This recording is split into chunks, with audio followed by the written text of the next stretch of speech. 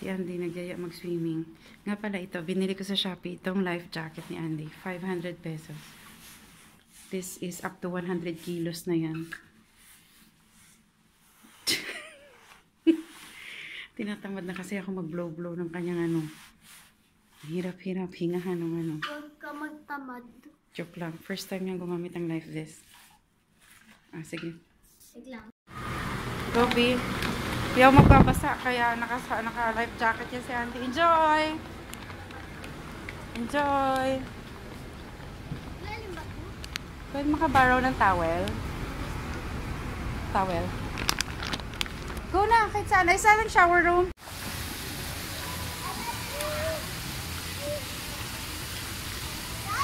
Oh. You hold it before you, bago ka bumagsak. Hold it. Para hindi mapunta sa neck mo. Go! Go!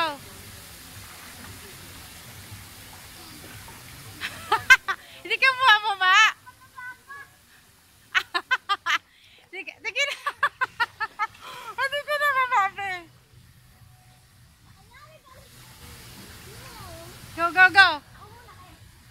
Yan! Ayun na! Hold, hold, hold, hold. Yan, ganyan.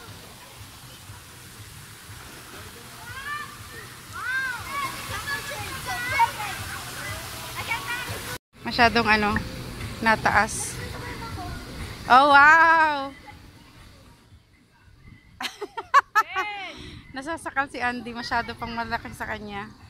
So, magpa-floater na lang siya. Parang ako na lang ang gagamit niyan. Halika na dito. Come here na, oh. Ito na floaters mo, Bibi. Anak dito. You're swimming na.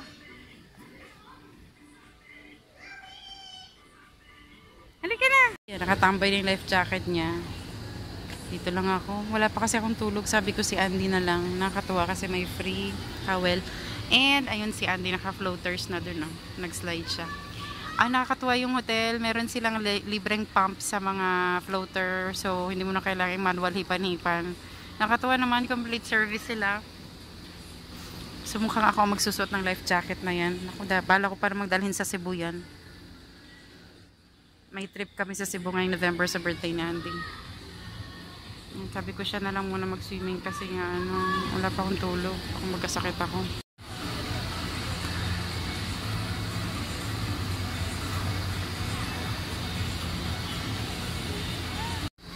Humiram ako ng life jacket doon. May kasamang life jacket for kids. Ayun na. Si Andy. Naka-life jacket na si Andy. Color yellow. Kaso parang masyadong mabigat si Andy para sa life jacket niya. Pero 4 feet lang naman yan 4 feet lang naman din yan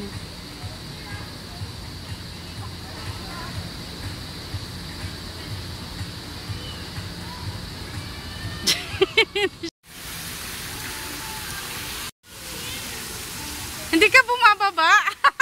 Nakakatawa. Bakit ganon?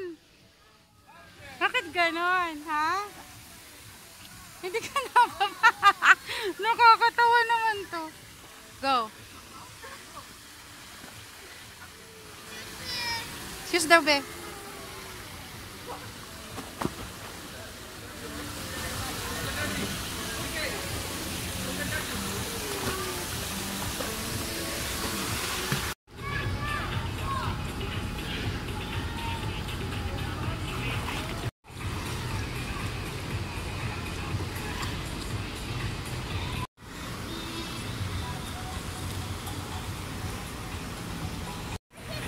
Si Andy, dito na matututo sa swimming sa Widows.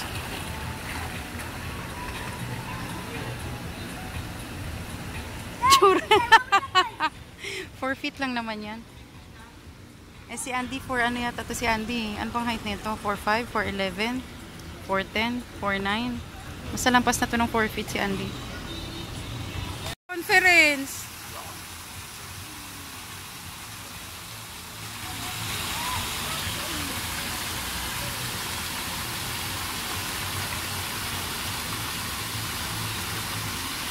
Pinag-life jacket ko si Andy kasi siya lang mag-isa kahit 4 feet yan. Back sa room. Si Andy naliligo na sa loob. Sabi ko bukas na lang kayo maliligo. Kami tatlo kasama na si Daddy. Pumayag naman siya kasi wala pa akong tulog. Actually kami ni Daddy, galing shift pa. After shift, bumiyahe na agad papunta rito. Ang social ng CR. Ang social ng shower, oh. Ah! Ulo lang, be. Oh, sige, ayaw mo. Oh, sige, shower lang. Sabi ni Andy, sana all may tubig. Kasi sa amin sa Imus, walang tubig.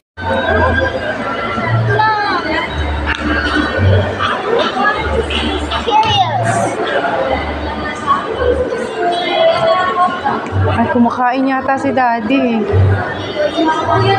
Can we visit or what? Ano siya nag-visit? Nagpipicture sila.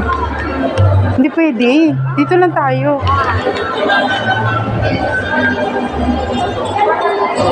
Dito lang.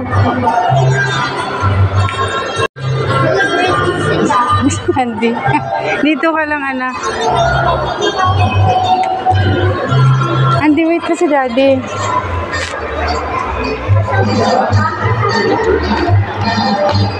Dapat naka-dress. Ayan na si Daddy, oh.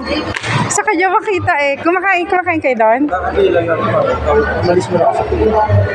Kasi nga talaga magpakita. Kamusta? Gano'n oras yung Ha? Sabi ko bukas tayo mag-swimming tayong tatlo. Alam mo matututo na siya mag-swimming, kumakampay na siya dahil sa life vest ng Widows. Kain ka na. Okay na? Kita mo na si Daddy? To eat inside. I want to eat inside. This is warm. Bye. Tulog na kami, ha? Bongga ng ano nyo. Pabalik na kami sa room. Ito si Buranjat, oh. Mas niya raw makita si Daddy, eh. Ang ganda. Yan yung prison nila, yung salt. Diyan tayo magbe-breakfast tomorrow. Diyan sa salt tomorrow. Pwede rin magpakasal dito, oh. May wedding eme dito. Dito po na yung office ni Daddy. Hindi. Sa Angeles ang office si Daddy. Hi! Sa Angeles. Sabi namin. Sa Angeles ang main office.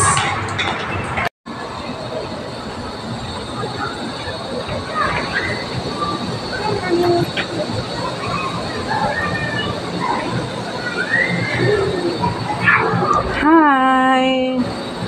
Ang aking little lady. Aking little girl. Ganda ng view, oh.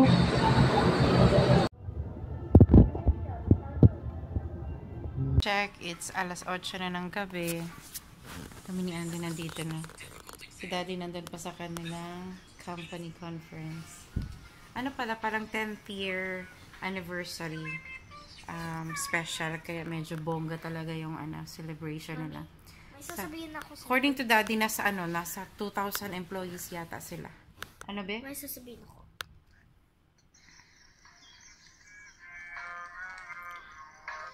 Ba yan? So, tomorrow, magsiswimming kaming tatlo. Breakfast muna. After ng breakfast, swimming. Tapos, chill lang. Enjoy namin. Ikutin namin. May gym din to eh. This is a casino hotel. Actually, lahat ng mga hotel dito, sunod-sunod yan.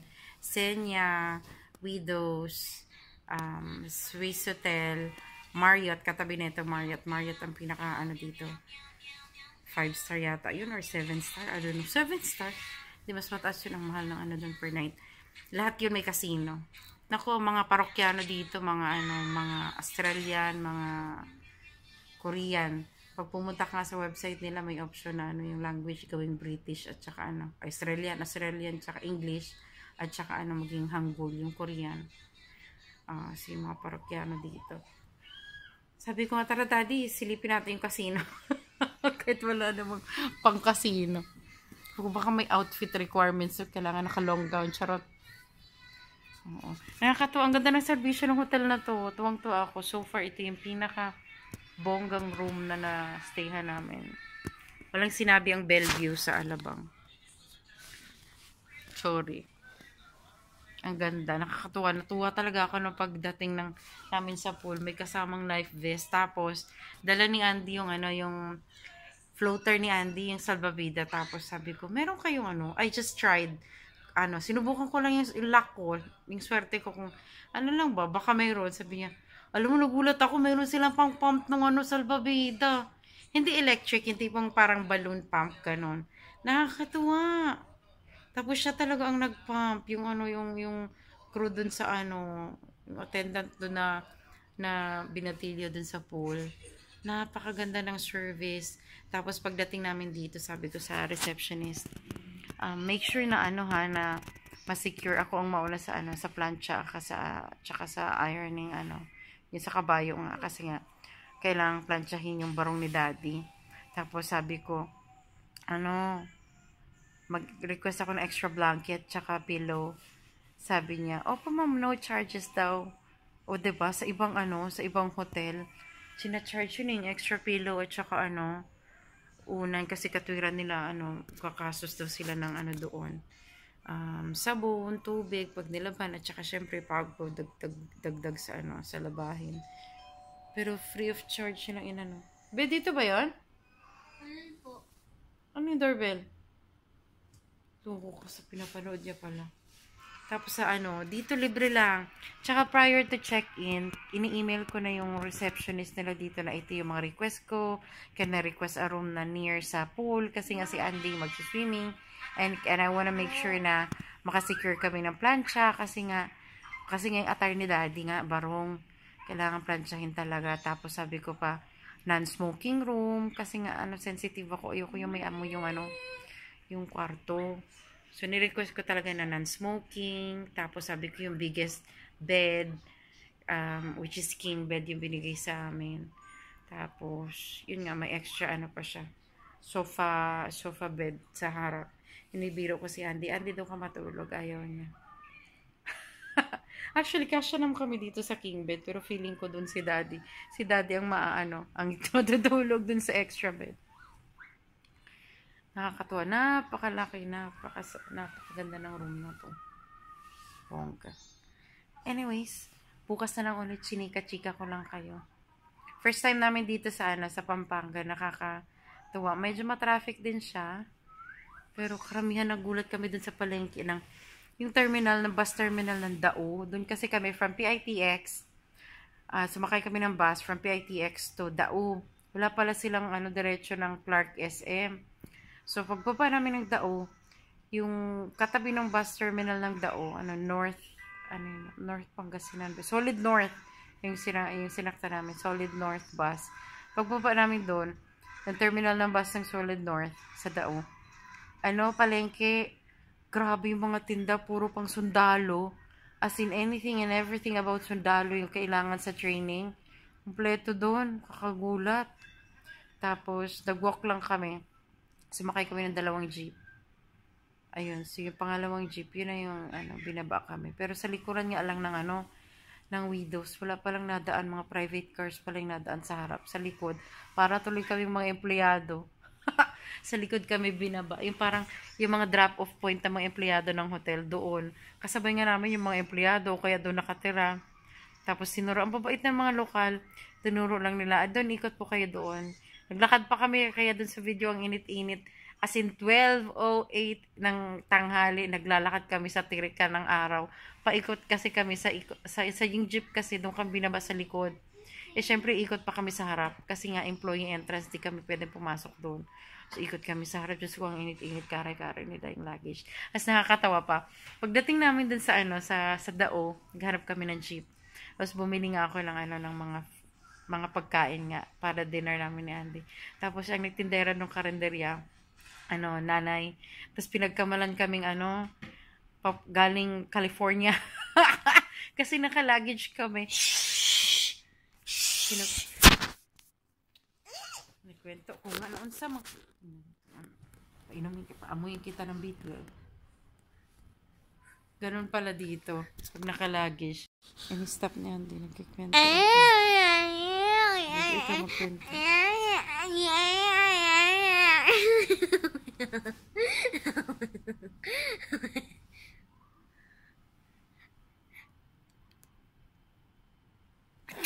Ano masabi mo? The best hotel ba to? Say yes. Hindi na nagsasalita. Kasi yung tawag-tawa kami, pinagaguluhan kami ng jeep. Akala siguro may dolyar kami. Kasi pag nandun kami sa Imus, or pa kasi, usually pag nag-staycation, umuwi ka ng Bataan. Basta umalis kami ng bahay, tapos magdadala kami ng damit. Naka-luggage talaga kami.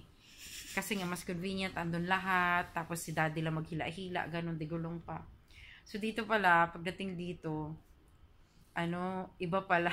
Hindi sila sanay nakakita ng mga, yung naka-luggage na ganyan, traveler. So, akala, ito pa tong anak ko, Inglesero, patas naka-jacket, akala mo, sanay sa malamig na lugar. Lalo kami pinagkamalan tuling, galing US. Tawang-tawa, akala mo may dolyar. Huy! Sana po kaming, normal na mga nawala din. Na no work, no pay. Aray! Good night. Good night kan sa kanila. I light. See you tomorrow. It's a fun day tomorrow. Oh no. Buffet breakfast. Uy,